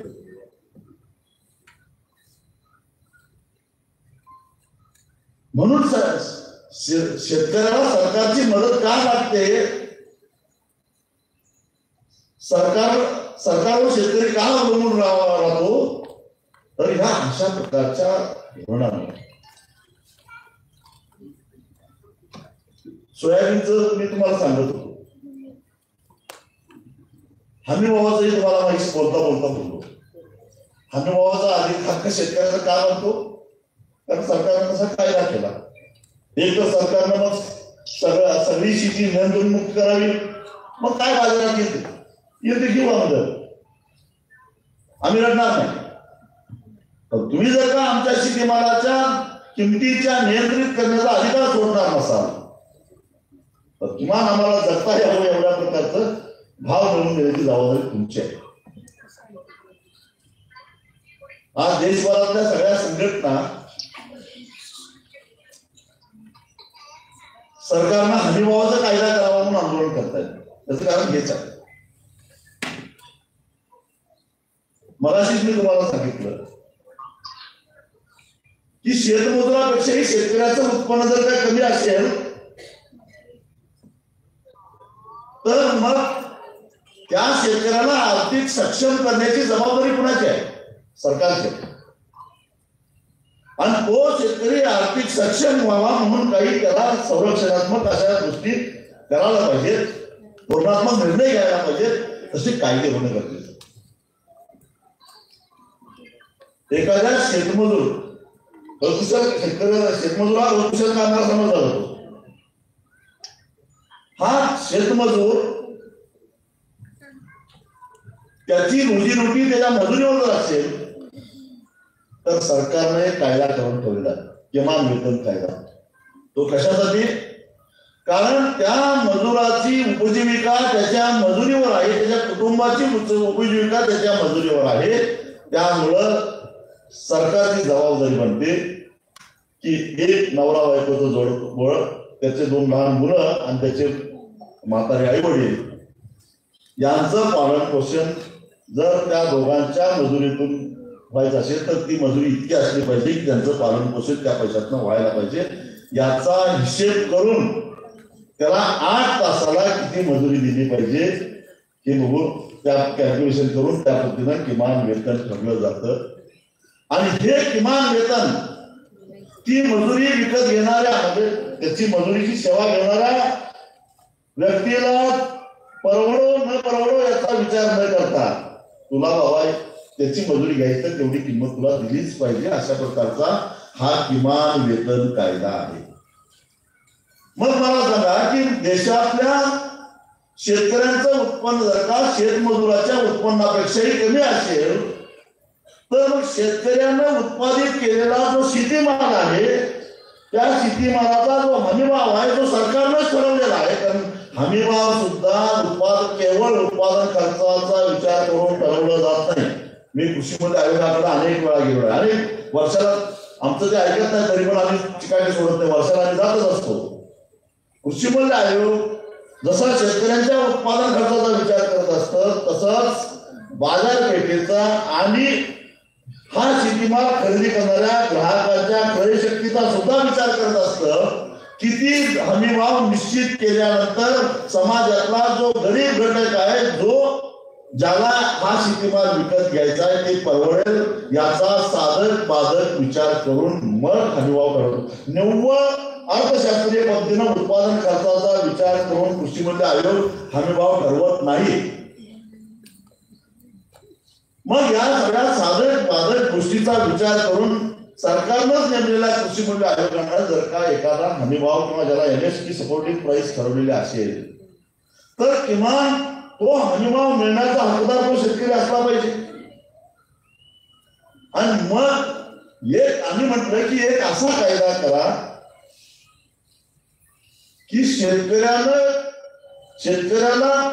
जो हमीभाव सरकारने बांधून दिलेला आहे त्याच्यापेक्षा कमी किमतीमध्ये शेतकऱ्याचा शेतीमाल खरेदी करणं हा कायद्यानं गुन्हा आहे. एकतर सगळा शेतीमाल नियंत्रण मुक्त करा, मग आम्ही तुमच्याकडे भीक मागायला येणार नाही.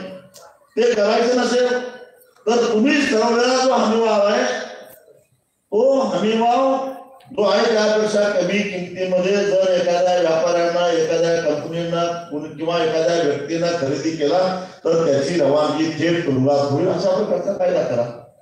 म्हणजे बाजार निश्चित होईल, कुठं बाजार सेट होईल हमीभावाला. आज सोयाबीनचा हमीभाव आहे 4,892 आणि शेतकरी सोयाबीन विकतोय 3,500ला. हमीभावापेक्षा सरकार त्याच्यावर सरकारचं उत्तर काय आहे?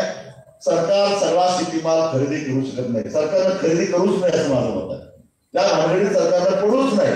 सरकारनं फक्त बाजारपेठ निश्चित करावी, मर्यादा निश्चित करावी की याच्या खाली कुणालाही शेतकऱ्याचा शेतीमाल विकत घेता येणार नाही. ते केल्यामुळे दलालांचा थोडा तोटा होईल. कारण तुम्हाला माहिती आहे एकाच वेळी सगळा शेतकऱ्याचा माल येतो, एकाच वेळी सगळा शेतकरी विकायला येतो. त्यावेळी ज्याच्याकडे भांडवल आहे तो विकत घेऊन ठेवतो. त्याला माहिती असतं की या देशामध्ये उत्पादित करणारा जो शेतकरी आहे तोही आर्थिकदृष्ट्या कमकुवत आहे आणि या देशामध्ये शेतीमाल खरेदी करणारा बहुसंख्य ग्राहक सुद्धा आर्थिकदृष्ट्या कमकुवत आहे.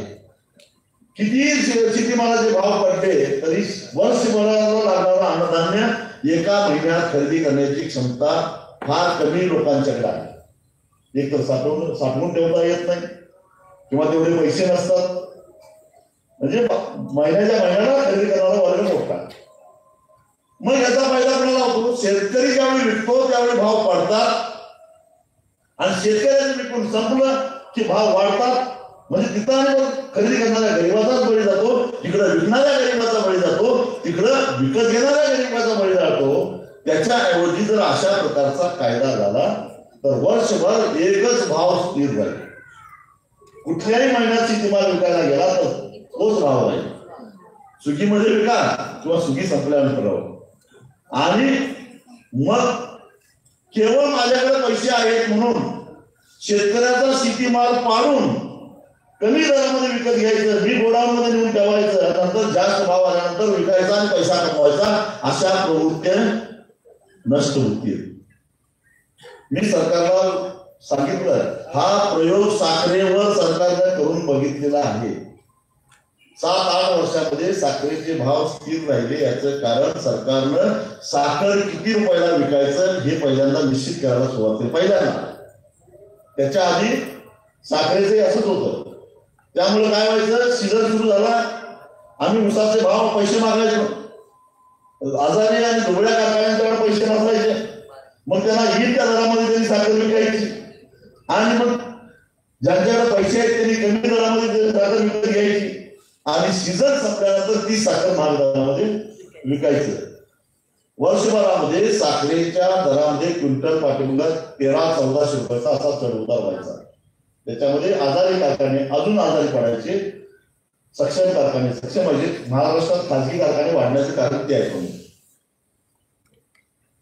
हे उशिरा का होणार सरकारच्या लक्षात आलं. सरकारनं साखरेची कमीत कमी किंमत किती असावी ठरवायला सुरुवात केली आणि मग ज्यांच्याकडे पैसा आहे त्यांनी त्या साखरेच्या व्यापारामध्ये पैसा गुंतवायचं बंद केलं. कारण तसा साखरेचा किरकोळ व्यापार हा किलो पाठीमागे 1-2 रुपयापेक्षा जास्त नफा होत नाही. 1-2 रुपये कारण सतत लागणारी वस्तू आहे, त्यामुळे त्याच्यामध्ये प्रॉफिट जास्त नसतं, मार्जिन जास्त नसतं. आपोआप साखरेच्या किमती स्थिर व्हायला लागल्या, चढ-उतार थांबले, साखर कारखानदारीला एक आर्थिक शिस्त लागली, तुलनेनं ऊस उत्पादक शेतकऱ्यांना सुद्धा चांगला भाव मिळाला आणि ग्राहकांना सुद्धा वर्षभरामध्ये स्थिर दरानं साखर उपलब्ध व्हायला लागली.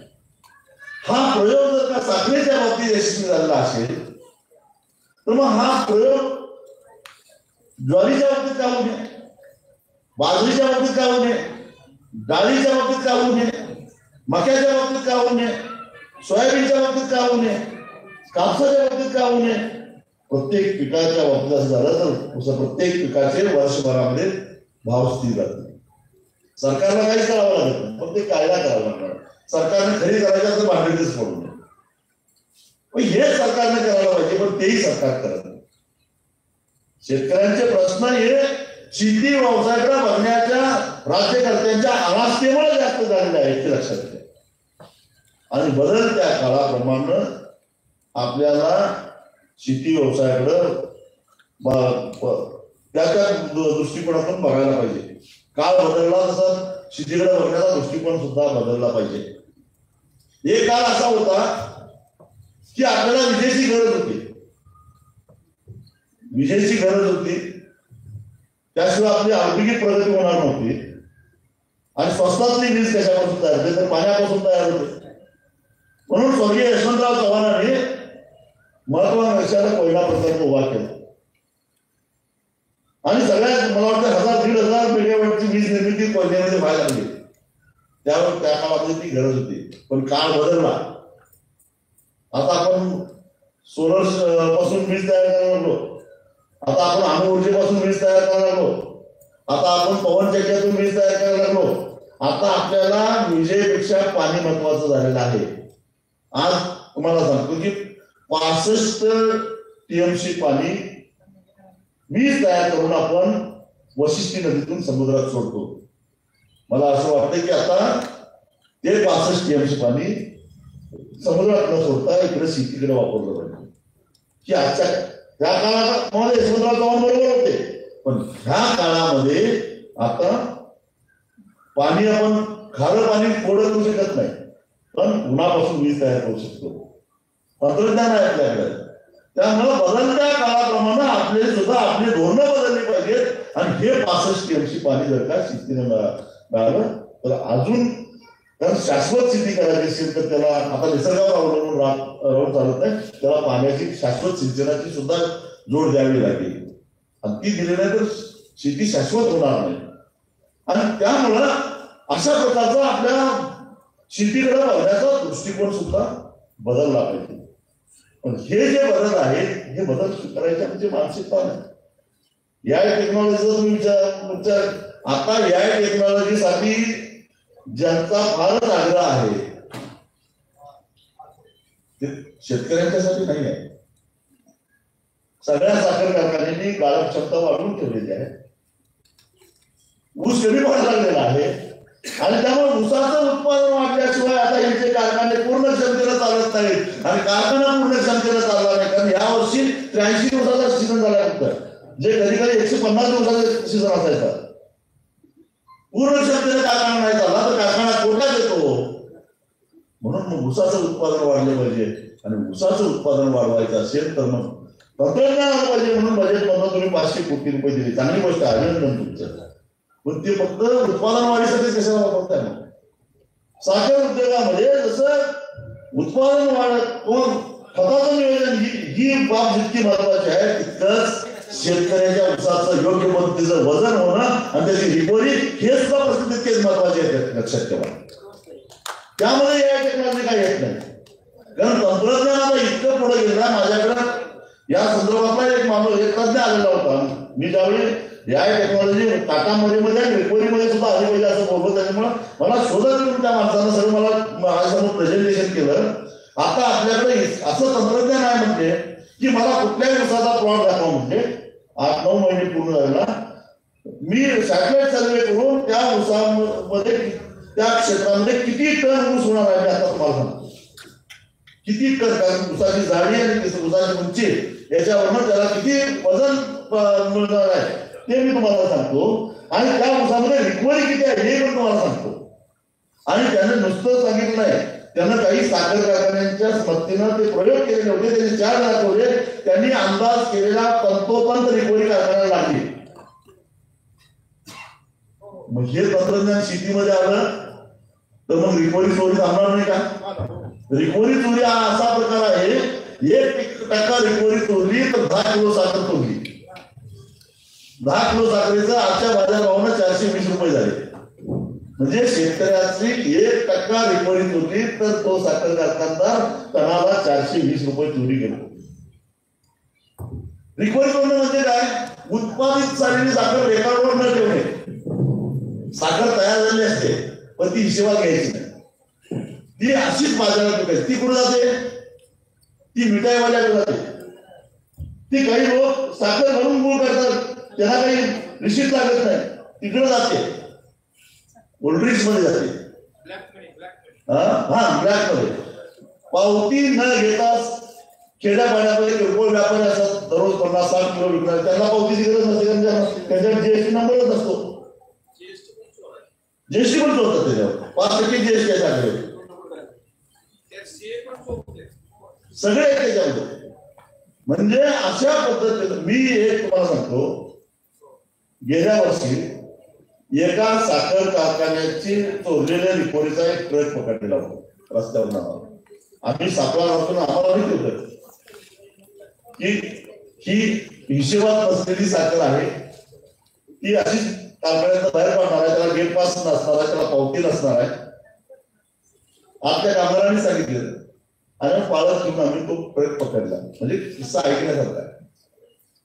पकडला आणि मी कोल्हापूरमध्ये पकडलेला होता. मी जिल्हा पोलीस प्रमुखांना म्हटलं की मी एक ट्रक पकडलेला आहे आमच्या कार्यकर्त्यांनी, रिकव्हरी चोरलेल्या साखरेचा, त्याच्याकडे गेट पास नाही, त्याच्याकडे बिल नाही, पण साखर आहे ट्रक मध्ये. तो ट्रक ताब्यात घ्या आणि त्यांच्यावर कारवाई करा. सीसीटीव्ही फुटेज घ्या त्यांचं कारखान्याचं. मला एसपीने सांगितलं की कुणीकडे सक्षम माणसानं तक्रार केल्याशिवाय आम्ही तक्रार नोंदवून घेणार नाही. मी म्हटलं मी सक्षम माणूस आहे, माझी तक्रार घ्या. ते म्हटलं तुम्ही सक्षम असला तर त्या कारखान्याचा तुमचा काय संबंध आहे, तुम्ही तक्रार करू शकत नाही.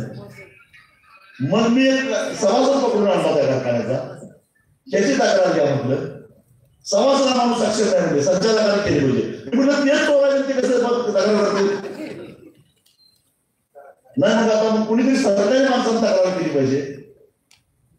मग मी साखर आयुक्तांना फोन केला. आम्ही एक साखरेचा ट्रक पकडलेला आहे चोरीचा, त्याच्यावर गुन्हा दाखल करायचा आहे. तुम्ही तेवढा तक्रार करायला सांगा तुमच्या प्रादेशिक साखर संचालकाला. साखर आयुक्तांनी मला सांगितलं आमचं काम तुमची एफआरपी वेळेवर मिळते का नाही एवढं बघायचं. साखर कोण तोडतं हे काम आमचं नाही. मग मी जिल्हा लेखा परीक्षकाला फोन लावला. म्हटलं तुम्ही लेखा परीक्षका, कारखान्याचा साखरेचा उत्पादनाचा हिशेब नीट ठेवला जात नाही आणि त्याला पुरावा माझ्याकडे आहे, तुम्ही तरी एक तक्रार करा.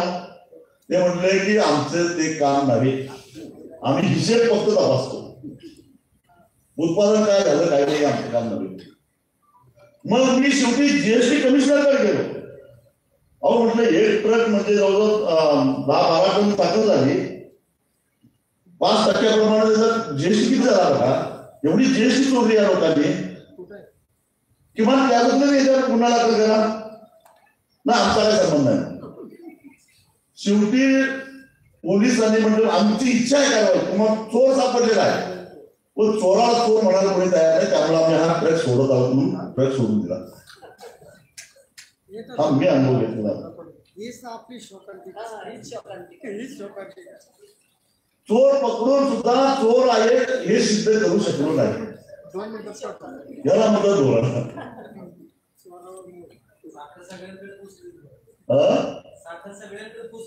साखर सगळ्यांना पोचते. मग मला सांगा की अशी जर का रिकव्हरी चोरली तर मग शेतकऱ्याला उसाचा दर मिळेल का? कारण शेतकऱ्याला उसाचा दर कशावर मिळतो तर त्यांना किती टक्के रिकव्हरीचा ऊस पुरवला त्याच्यावर मिळतो. मग त्याची रिकव्हरी जर का कमी दाखवली तर त्याला दर कमी मिळणार. मग मी म्हटलं की तुम्हाला तंत्रज्ञान आणायचं असेल शेतीमध्ये, जसं तुम्ही उत्पादनासाठी या टेक्नॉलॉजी आणताय, कोणाला तरी कुणीतरी त्याचं काहीतरी इव्हेंट मास्टरवर किंवा कोणावर अग्रीमेंट केलं मला माहित नाही, पण आता आम्ही सांगतो म्हणून कुणाबरोबर कुठल्याही कंपनीबरोबर करा काही करा, त्यांना कोणी करून आम्हाला आमच्या शेतात ऊसाची किंमत ही शेतकऱ्याच्या उभ्या पिकावर ठरवली जाते आणि म्हणून आमच्या ऊसातून तोडणी वाहतूक वजा जाते. आमच्या ऊसाच्या किमतीतून तोडणी वाहतूक का वजा केली जाते? कारण सरकार आमच्या शेतातल्या उभ्या पिकाची किंमत ठरवतं आणि सरकार असं गृहीत धरतं की आम्हीच ऊस तोडला आणि आम्हीच वाहतूक करून घेतली आणि म्हणून तो खर्च आमचा आणि म्हणून आमच्या वतीनं कारखाना ऊसाची वाहतूक करतो, ऊसाची तोडणी करतो, म्हणून तेवढे पैसे आमच्या ऊसाच्या टनातून वजा होतात. मग आता आमच्यावर एक मेहरबानी करा म्हटलं की अत्याधुनिक तंत्रज्ञान या तंत्रज्ञान आमच्या ऊसाच्या प्लॉटवर आणा. आमचा हा प्लॉट आम्ही तुम्हाला दाखवतो. हे माझा 3 एकराचा ऊस आहे. यात किती रिकव्हरी आहे तुमच्या यायला विचारा, याचं वजन किती मिळेल ते विचारा, तेवढं मला रिसीट द्या, मला ऊसाला दर द्या. हे तंत्रज्ञान काय येत नाही शेतकऱ्यापर्यंत. जे काय तंत्रज्ञान आणायचं आहे ते कुणाच्या तरी शोषिताच्या सुईचं तंत्रज्ञान आणलं जातं. शोषिताच्या सुईसाठी कुठलंही तंत्रज्ञान आणलं जात नाही. ही खरी आमची खरी तक्रार आहे, लक्षात ठेवा. हे सगळे ह्याच्यासाठी चालले. मगाशी मी तुम्हाला सोयाबीनचं उदाहरण दिलं. जर मी म्हणतो अशा प्रकारचा जर का कायदा असता, हमीभावाचा कायदा, तर या वर्षी महाराष्ट्रामध्ये 71 लाख टन एवढं सोयाबीनचं उत्पादन झालं. त्यातलं 65 लाख टन सोयाबीन शेतकऱ्यांनी बाजारात येईल त्या दरामध्ये विकलं. 7-8 लाख टन एवढं सरकारने खरेदी केलं. त्या 65 लाख टनाचा जर हिशेब केला तर सरासरी क्विंटल पाठीमागे 1200 रुपयाचा तोटा झाला आणि तो तोटा जर हिशेब केला तर जवळजवळ 7,500 कोटी रुपये त्याला त्याच्या हक्काचे पैसे कमी मिळाले. एका वर्षात एका सोयाबीन उत्पादकाचे सरकारनं जाहीर केलेल्या हमी भावापेक्षा कमी किमतीमध्ये सोयाबीन विकल्यामुळं 7,500 रुपयाचा तोटा झाला. आणि त्यानंतर त्यानंतर निवडणुकीमध्ये आता जे सरकार सत्तेवर आहे त्या आघाडीनं एक आश्वासन दिलं होतं की केंद्र सरकारनं जाहीर केलेल्या हमी भावावर 20% आम्ही ज्यादा अनुदान देऊ. 4,892 म्हणजे आपण गृहीत धरू 5,000, त्याचा 20% म्हणजे 1,000 रुपये झाले, म्हणजे क्विंटलला 1,000 रुपये सरकार अनुदान देणं लागतं. 71,000 कोटी 71 लाख टन म्हणजे जवळपास 7,000 कोटी झालं. म्हणजे एका सोयाबीन उत्पादक शेतकऱ्याचे, म्हणजे तो प्रामुख्याने जिरायत शेतकरी लक्षात ठेवा, तो मराठवाड्यातला आहे, विदर्भातला आहे, आत्महत्या प्रवण भागातला आहे, त्यांचा जर का 15,000 कोटी रुपयाचं नुकसान झालेलं असेल तर तो कर्जमाफीला हकदार नाही घ्यावं. कारण धोरणाच्या माध्यमातून तुम्ही एका वर्षात एका सीझनला 15,000 कोटी रुपयाला त्याला फसवलेला आहे एका पिकामध्ये. मी कापसाचा हिशेब सांगितलेला. सरकारनं जर का गेल्या वर्षी साखरेच्या निर्यातीवर बंदी घातली नसती तर गेल्या वर्षी घेतला त्याच्यापेक्षा आम्ही 500 रुपये उत्पन्नाला जास्त भाव घेतला असता. मग उसाचे पैसे किती झाले? काय तुमच्या आंतरराष्ट्रीय बाजारपेठेमध्ये काय दर आहेत आणि तुमचे काय दर आहेत त्याच्याशी आमचा काय संबंध आहे? तुम्ही कधी रासायनिक खतावरची सबसिडी कमी करत असताना रासायनिक खताच्या किमती वाढतील याचा विचार केला? तुम्ही कीटकनाशकाच्या किमती वाढत चाललेल्या ते शेतकऱ्याला परवडतील का याचा विचार केला का?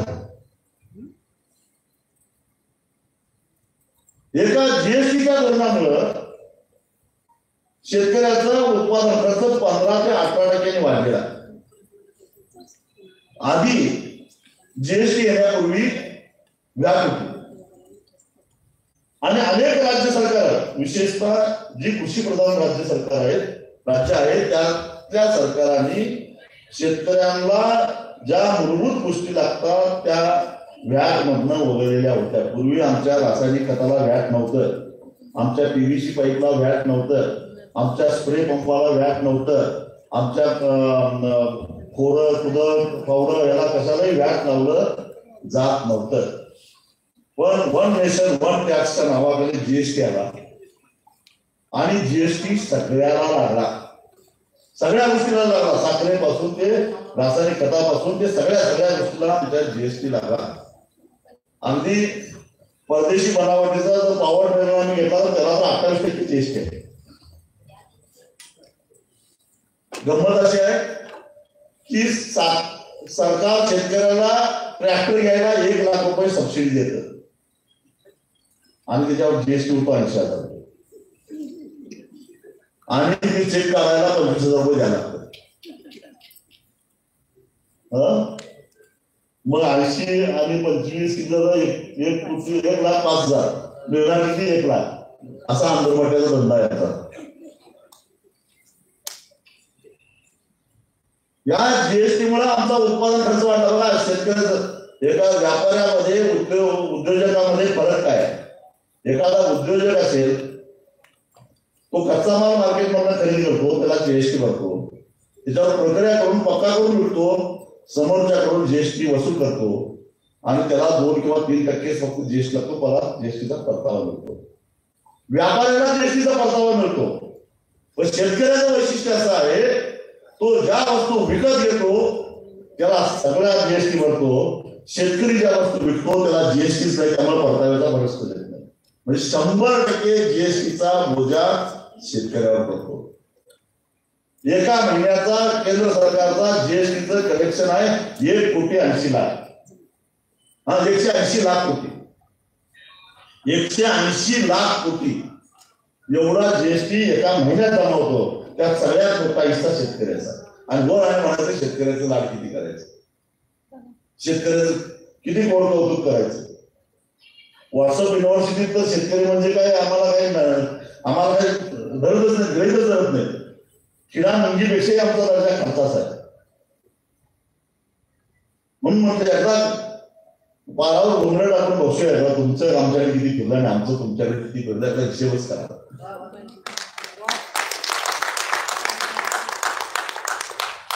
तुकडोजी महाराज म्हणायचे कच्चा माल मातीच्या भावे पक्का होताची चौकटीने घ्यावे कैसे सुखी होतीला ग्रामध्ये ना पिकुणी या उपाशी. तशी आमची अवस्था झाली. आम्ही धोरणात्मक मार्ग गेलेला लक्षात ठेवा. धोरणाच्या माध्यमातून आम्हाला अशा पद्धतीने फसवलं गेलेलं आहे. आम्ही मुळात कर्तृत्वशून्य नाही, उलट वर्षानुवर्षाची कोट्याची शेती असून सुद्धा त्या शेतीमध्ये टिकून राहणारा कोण असेल तर तो शेतकरी आहे. लक्षात ठेवा. कधी तो बळ सांगत नाही. तो काय विजय मल्ला नाही पैसे मिळवून देश सोडून जायला. ललित मोदी नाही आहे. तो जग सोडून जातो पण देश सोडून जात नाही. लक्षात ठेवा. त्याला ज्यावेळी देणं द्यायला जमत नाही त्यावेळी जग सोडून जातो पण तुम्हाला फसवण्याचा प्रयत्न करतो.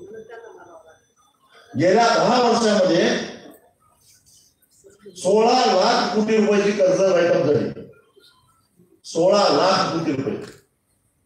सगळ्या देशाच्या शेतकऱ्यांच्या कर्जाची बेरीज 3 लाख कोटीच्या वर होत नाही.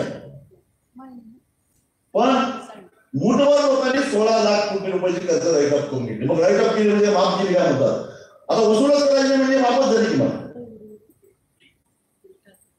राईटअप म्हणजे काय वसूल. बर ही कुठल्या बँकेचे राष्ट्रीयकृत बँकातली कर्ज आहे. इथं 50,000 रुपये आम्ही जर का कर्ज काढलं तर 1.5 लाखाचं मॉर्गेज घेतात आमच्याकडे. आणि काही कारणानं धंदा बुडला काय झाला तर आमची निलाव करून जप्ती करून जामीनदाराला पकडून पैसे वसूल करतात. आणि जे 5-5 हजार कोटी 10,000 कोटी कर्ज काढतात ते केवळ त्यांच्या एका DPR एका फाईलीवर, काही मॉर्गेज नाही, काही नाही. आणि ती कर्ज ज्यावेळी राईटअप होतात त्यावेळी बँका अडचणी देतात आणि मग देशाची अर्थव्यवस्था अडचणी द्यायला नको. राष्ट्रीयकृत बँका बंद पडल्या तर देश चालायचा कसा म्हणून देशाचा अर्थमंत्री बजेटमधनं पैसे काढून त्या बँकांना देतो. म्हणजे सुटीत तो सुद्धा पैसा करदात्यांचा. हे सांगतो तुम्हाला. त्या 16 लाख कोटी रुपये भरवणाऱ्यांची संख्या 1 लाखापेक्षा लाख सुद्धा नाही. 1 लाख सुद्धा नाही. म्हणजे 1 लाख आपण गृहीत करू हिशोबासाठी 1 लाख लोकांनी 16 लाख कोटी रुपये कर्ज बुडवलं आणि 80 कोटी लोकांचं कर्ज 3 लाख कोटी आहे. सरासरी एका शेतकऱ्यापासून 74,000 रुपये काहीतरी कर्ज पडतंय. पण तरी सुद्धा शेतकऱ्याला अशा पद्धतीने त्याला हिनवलं जातं की ह्याला काही कळत नाही, अडाणी आहे, अर्धवट आहे, मेंढरासारखा आहे.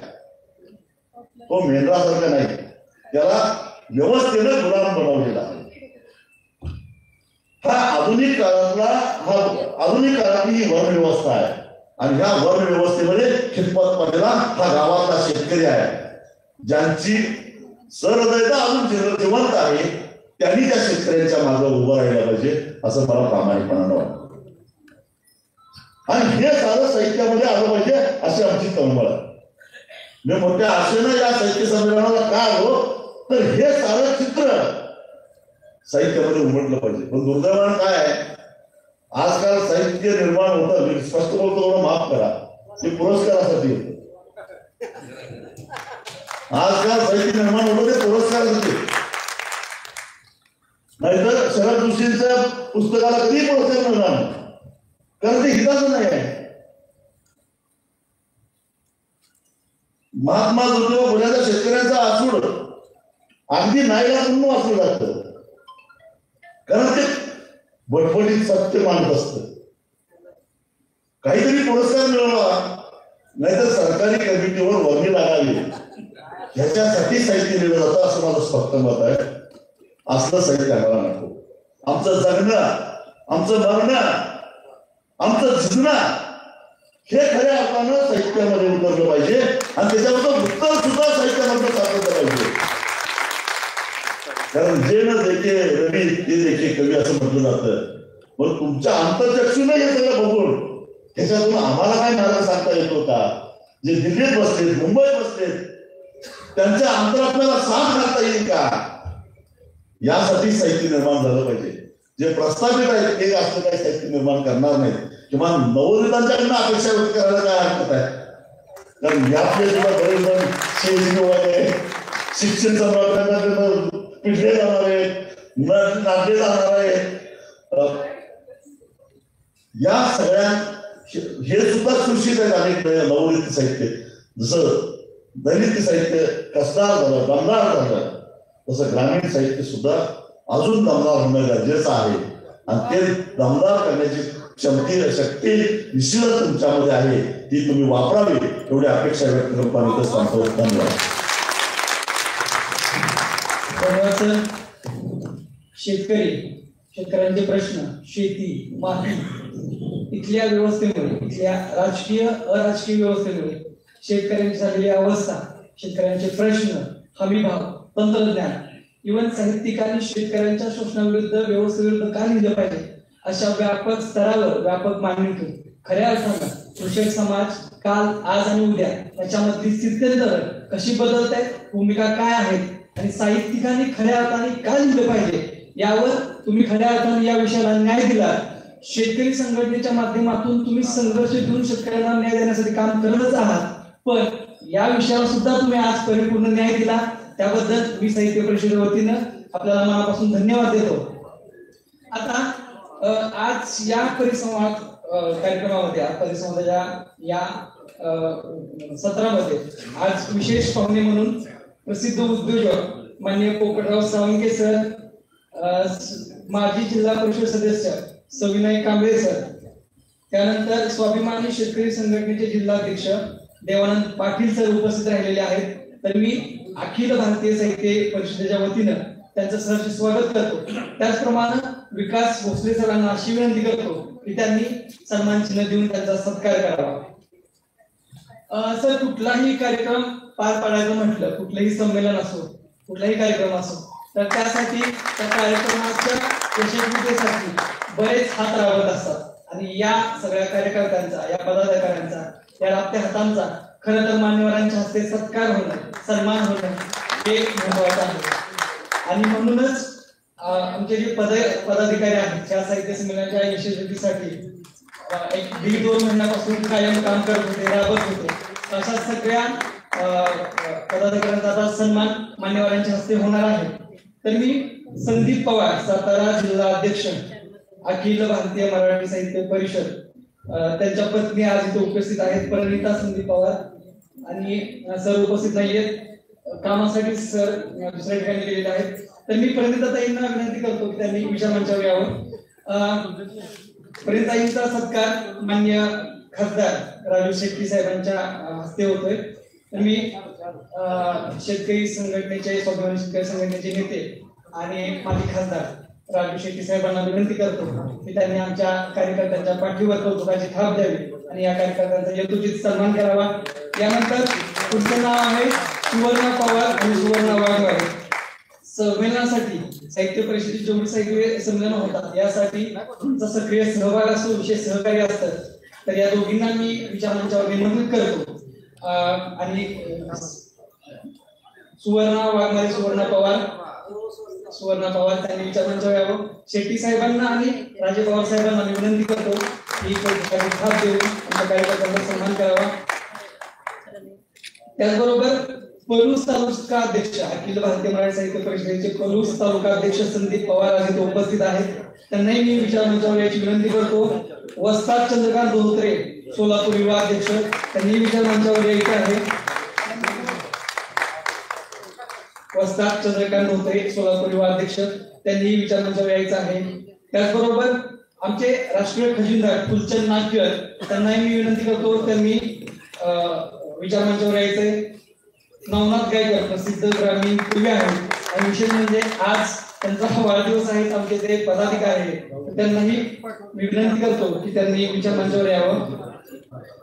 त्याबरोबर सुप्रसिद्ध कवी आणि सूत्रसंचालनाचं नेमकं व्यवस्थापन कालपासून ज्या पद्धतीने सगळ्यांना चॉकलेट देऊन करतायत, त्यांचे खेड शिवापूरचे सुप्रसिद्ध कवी रमेश रेडेकर सरांना मी विचार मंचावर निमंत्रित करतो. रमेश रेडेकर सर आणि अखिल भारतीय मराठी साहित्य परिषदेचं सदस्यांचं, कार्यकर्त्यांचं आणि सभासदांचं जे जाळं आहे महाराष्ट्राच्या बाहेर गोवा असेल, इव्हन भारतभरात, तर जवळपास 20 ते 22 हजार सभासद साहित्यासाठी काम करतात. प्रातिनिधिक स्वरूपात आज आपण ते सन्मान करतो. आणि आज आमच्या सगळ्या कार्यकर्त्यांच्या वतीनं इथे मध्ये 2 पदाधिकाऱ्यांची निवड झालेली आहे. माननीय सौ विजयताई पाटील, सातारा जिल्हा कार्याध्यक्षपदी त्यांची निवड झालेली आहे. कविताईंना विचार मंचावर आमंत्रित करतो. त्याचबरोबर कराड तालुका अध्यक्ष म्हणून सुप्रसिद्ध पेरल्याचे कवी सुहास चव्हाण म्हणून आहेत, त्यांची कार्यकारिणी सर्वांमध्ये निवड केलेली आहे. तर त्यांची प्राथमिक स्वरूपात मान्यवरांच्या हस्ते सत्कार होतो. तर कवी सुहास चव्हाण यांना मी विनंती करतो की त्यांनी विचार मंचावर यावं.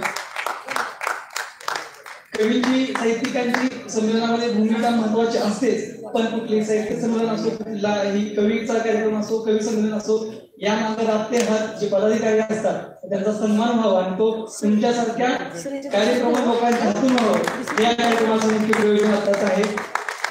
कवी सुहास चव्हाण अध्यक्ष.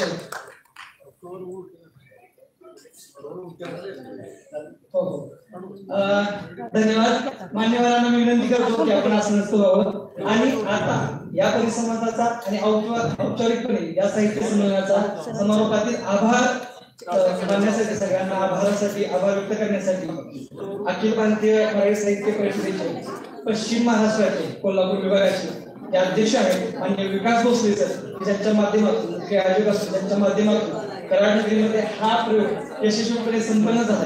खरं तर आज महाराष्ट्रात साहित्यिक चळवळी कुठेतरी संपत असताना आमच्या शरद असतील, विकास भोसले असतील, त्याबरोबर हे सगळे कार्यकर्ते आहेत, ही साहित्य चळवळ पुन्हा एकदा जोमानं सुरू झाली पाहिजे, वाचन संस्कृती वाढली पाहिजे.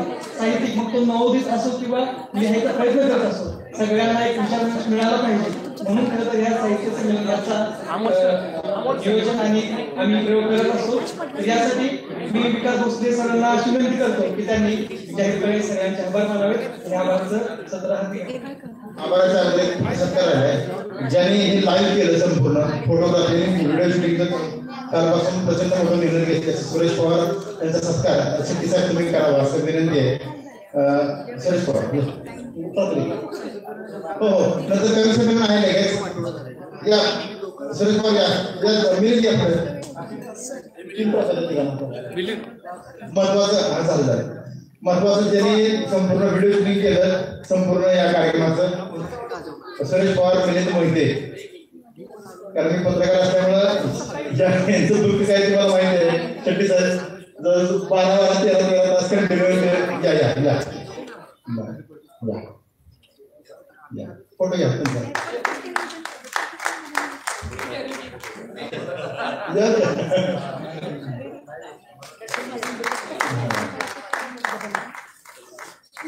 मिलिंद घ्यायचा फोटो काढा मिलिंदचा चला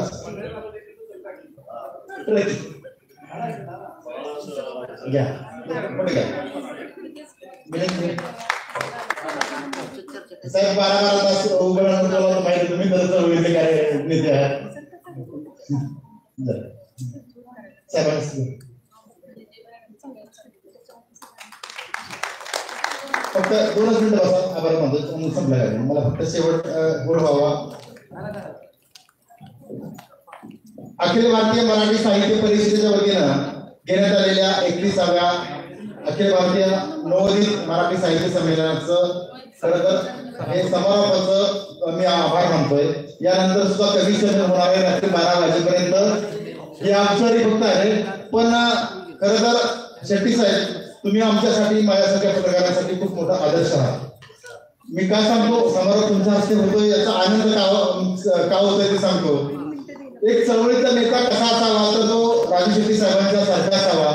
साहेबांचं अनेक आंदोलन मी खरं तर कव्हर केली जी 24 तास आहे लोकमतच्या माध्यमातून त्यांनी ते दाखले तर सुद्धा आहे. खरं तर सर्वसामान्य शेतकऱ्यांना न्याय देण्याचं काम आपण केलं. या पुढच्या काळात सुद्धा तुम्ही जे परखड भूमिका मांडली ती खूप आवडली. की इथून पुढे साहित्य जे साहित्य निर्माण होते ते पुरस्कारासाठी न होता सर्वसामान्यांसाठी निर्माण व्हावं आणि त्या दिशेनं इथून पुढचं काळात सुद्धा कवी आणि साहित्यिकांनी प्रेरणा घेऊन शेट्टी साहेबांनी सांगितलेला मूलमंत्र जपून प्रामाणिकपणे काम करावं हेच या अधिवेशनाच्या निमित्तानं या ठिकाणी मी सुद्धा मत व्यक्त करतो. या अधिवेशनाच्या निमित्तानं खऱ्या अर्थानं एक आनंद एवढा झाला शेट्टी साहेब की महाराष्ट्राच्या कानाकोपऱ्यातून या ठिकाणी साहित्यिक आणि कवी आले. या ठिकाणी कवी जरी संख्या दिसत असली तरी कवी येतात, आपली कविता सादर करतात, साहित्य येतात आणि परत जातात अशी पद्धत आहे. आता 632 लोक आमच्याकडे निवासी म्हणून आले 2 दिवसामध्ये. म्हणजे 8 तारखेपासून 8, 9 आणि आज 10 तारीख आहे. आणि थोडेफार जरी आमच्याकडून काही गैरसोय झाले असेल तर त्याबद्दल मी तरी व्यक्त करतो. मात्र इथून पुढच्या काळात कराड असेल, सातारा, सांगली, कोल्हापूर, सोलापूर या सर्व पश्चिम महाराष्ट्राच्या टप्प्यामध्ये ही चळवळ, साहित्य चळवळ समृद्ध करण्यासाठी शेट्टी साहेब तुम्ही आहे, बाजार समिती जे आहेत, पोपटराव साळुंखे साहेब आहेत, यांच्यासारख्या राजे पवार साहेब आहेत, यांच्यासारख्या महान व्यक्तींनी आमच्या पाठीशी राहावं, आपल्या साहित्यिकांनी कवींनी साहित्य पाठीशी राहावं. आणि शेवटी एकच आहे, आमचे राष्ट्रीय अध्यक्ष डॉक्टर शरद गोरे यांच्याकडे एवढं मोठं स्पिरिट आहे की त्यांनी एकच सांगितलं, विकास हा कार्यक्रम सक्सेस होतोय, तुम्ही पुढे चला, सक्सेस होतोय, पुढे चला. आणि बघता बघता साहेब हा समारोह इतका फटाफटात झाला, इतक्या चांगलं कार्यक्रम पार पडला आणि आम्हाला एक चांगलं साहित्याचं नेतृत्व मिळालं. आमचे जिल्हा कार्याध्यक्ष ताई आहेत, तालुका अध्यक्ष चव्हाण आहेत, त्यांच्या सर्वांच्या बरोबर घेऊन आम्ही साहित्य चळवळ इथून पुढे नेटानं नेऊ एवढं सांगतो आणि हा कार्यक्रम संपला असं जाहीर करतो.